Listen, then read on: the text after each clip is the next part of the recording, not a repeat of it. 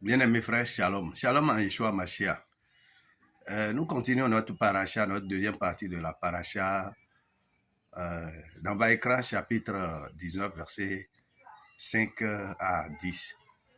Alors, souvenez-vous que au début du Sefer Vaïkra, nous vous avons parlé de 3 parachutes, comme Vaïkra, Tsav et Shemini.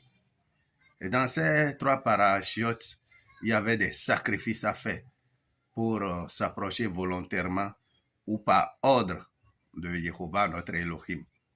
Bien-aimés frères, et ces sacrifices, chacun de ces sacrifices avait des particularités et des conséquences, des bénéfices spécifiques.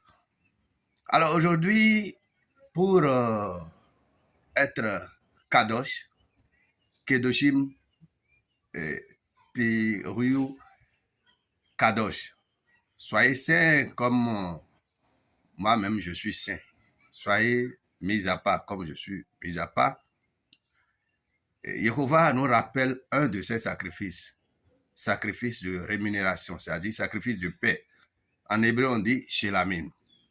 Faut-il vous rappeler les différents sacrifices? De 5 à 6, nous avons Ola, c'est-à-dire l'holocauste qui se consume totalement.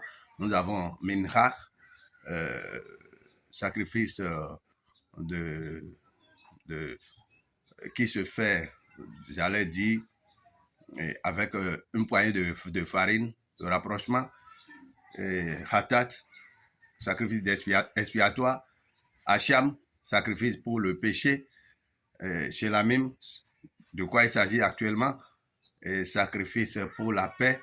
Miluim, sacrifice, bien sûr, pour la consécration. Quel sacrifice nous n'avons pas encore cité? Quand même, ça fait 6. Maintenant, pour le sacrifice de la paix, l'officier ou le pontife, ou le sacrificateur ou le sujet qui sacrifie a droit à une part qu'il doit manger dans le respect des conditions et du temps réglementaire. Et le temps là est limité à 2 jours. Alors, quand vous le faites, vous respectez les conditions, vous avez la paix avec Elohim.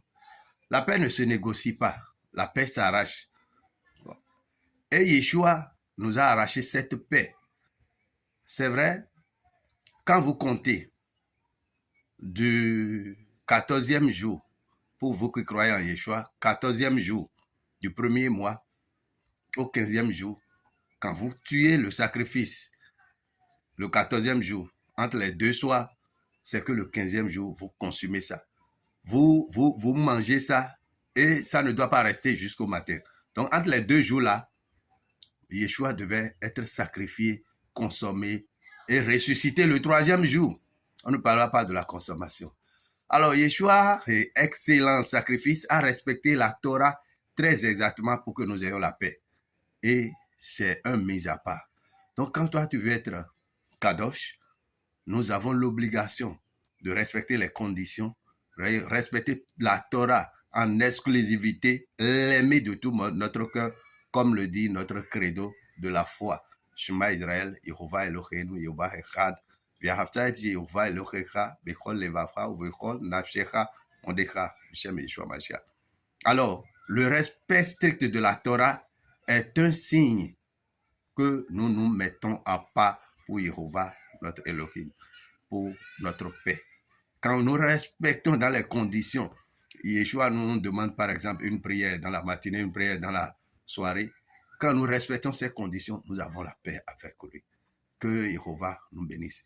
Notre vie doit être un sacrifice, non? C'est ça, Romains chapitre 12 nous apprend. Nous ne devons pas nous conformer à ce monde, mais nous devons être renouvelés par la nouvelle connaissance que nous avons. C'est ce renouvellement, ce respect de la Torah, cette manière de faire les prières régulièrement constitue un sacrifice, un véritable sacrifice.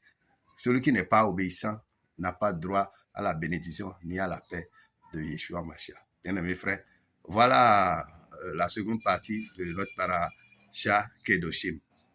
Soyez bénis. Au nom de Yeshua Mashiach. Amen.